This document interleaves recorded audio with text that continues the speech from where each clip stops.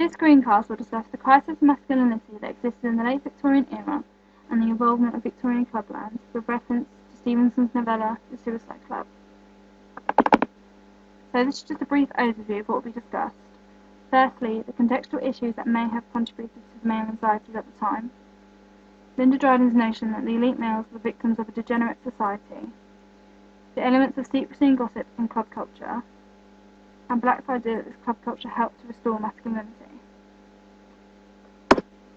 So the 19th century, in particular London, was home to many political and social changes.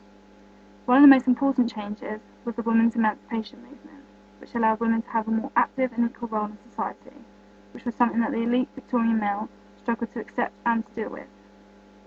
This, along with financial and economic developments, introduced the cultural anxieties of class, gender and degeneration that created these crises of masculinity. Linda Dryden recognises this issue of degeneration among upper classes, asserting that they were much more prone to decay. She explained that the degenerate population consisted of rich, educated people with too much time and means at their disposal, forcing them to succumb to decadence and depravity. This is definitely reflected in the first of Stevenson's stories, with the club's honorary member, Mr. Malthus, emulating this degenerate nature. From this image, you can see that Mr. Malthus is hunched over the table with the aid of a walking stick, so it is not surprising that Florizel describes him as a diseased and paralysed man. It seems that the Suicide Club is his only means of detachment from the outside degenerate society that made him this way. Black also recognised degeneration, and it was clear that the Suicide Club as a whole was home to members so tired of suburban life, death was their only escape, proving Dryden's notion to be very true. However, what Black did argue was that Clubland was a way of males gaining and consolidating power, even if the winning prize was death.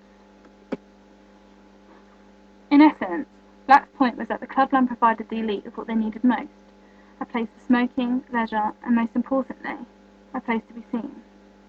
Clearly, the Suicide Club alludes to this notion of secret fraternity.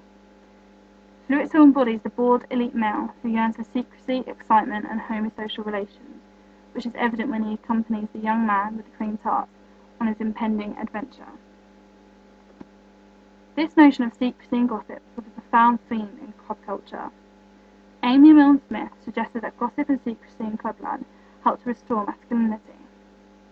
Gossip is often used as a mechanism of social control, as members of a society demonstrate their knowledge of their own community by their ability to understand and participate in gossip. Ultimately, Clubland's gossip was about proving a particular kind of masculinity, that of a gentleman. Florizel had a clear understanding of this, managing to get the young man to reveal the secret of the Suicide Club, and using the knowledge gained from the whole experience to create his own secret fraternity, and a very successful one at that. In contrast to this, Geraldine emulated the struggle to prove this masculinity in his struggle to be accepted by the president into the Suicide Club. In addition to this, Silas Scudamore reaffirms the problems females posed on males. It was his curiosity of Madame Zéphirine that resulted in consequences and being replaced by the Lieutenant Rich in the final story.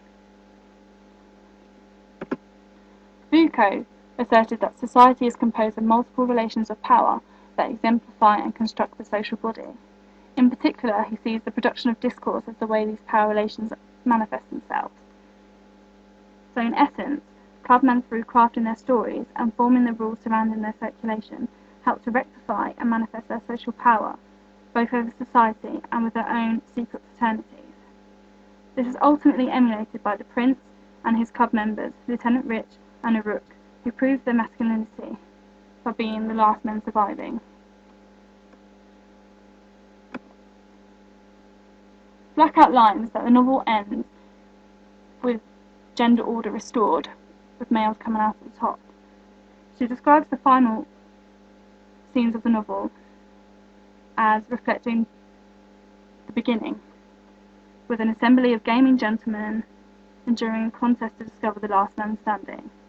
Without a doubt, Stevenson's novella is evidence that Clubland provided relief and adventure for the elite, but this last man standing morality only reinforces Dryden's notion of degeneration,